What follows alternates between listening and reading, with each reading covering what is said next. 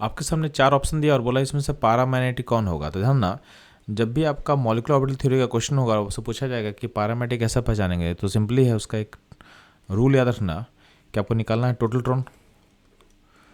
Total Tron अगर आपके पास odd आता है तो सिस्टम क्या होगा, सिस्टम पैरामैग्नेटिक होगा।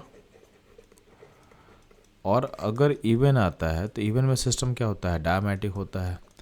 इवन नंबर में आपके पास 2 एक्सेप्शन रहेगा, क्या रहेगा, 10 and 16। तो 10 16 टोटल ट्रॉन होगा तो ये हो जाएगा आपका पैरामैग्नेटिक। तो ध्यान देना, सी माइनस में टोटल ट्रॉन कितना है 14, जो कि इवन नंबर है, तो क्या हो जाएगा, ये हो जाएगा आपका डायमैग्नेटिक। NO प्लस में क्या है 14 है, तो फिर से क्या हो जाएगा आपका डायमैग्नेटिक। CO में फिर से 14 है तो क्या हो जाएगा डायमैग्नेटिक। और O2 माइनस में कितना इलेक्ट्रॉन है 17, यानी ये ऑड है, ठीक है। तो O2 माइनस क्या हो जाएगा आपका पैरामैग्नेटिक।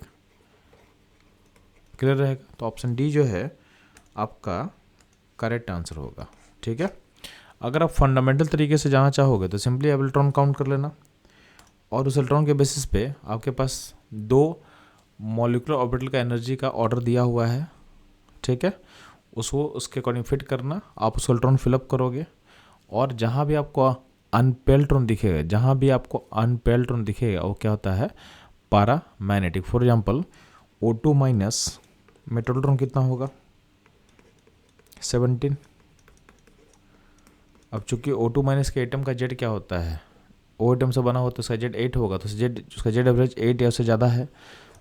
उस केस में हम इस MOT को फॉलो करेंगे। तो यहाँ पे 17 को फिलअप करो, तो 1 2 3 4 5 6 7 8 9 10 11 12 13 14 15 16 17। तो देखोगे इस सिस्टम में आपके पास आपको एक अनपेड आपको यहाँ दिख रहा है, तो सिस्टम को बनाएगा पैरामैग्नेटिक। तो ये था आपको फंडामेंटल तरीका जिससे आप आंसर को बता सकते थे।